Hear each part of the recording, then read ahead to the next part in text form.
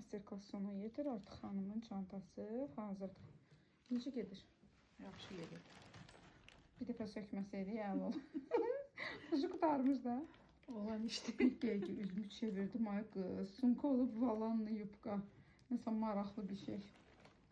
Gülüm. Neyinirsən? Adama haycan deyə cavab verən olan tələbəsi olması necə bir gözəl işdir. Aha, Yasmin, sən neyinirsən? Bax, bu gülün adı nədir? Gülün adı nədir? Yasəmən, Yasmin. Ha? Yaxşı toxu. Yasmin, Jasmindir. Yox, bu Yasmin. Bu Şirin. Da. Ah, Şirin. Bu Şirindir, ha? Bu nədir? O deyil. Yox, bu Sirendir. Jasmin başqadır. Jasmin ağ güllərdir belə. Nerede? Ne olar? Gel videoda deyirdiniz, ham bilsin ki ben bilmirəm. Heç nə bir avır oldu.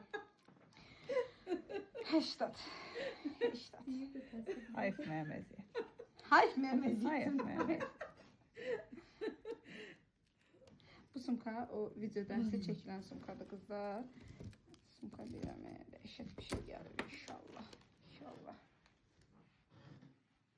Ну, по-моему, вроде все. Все.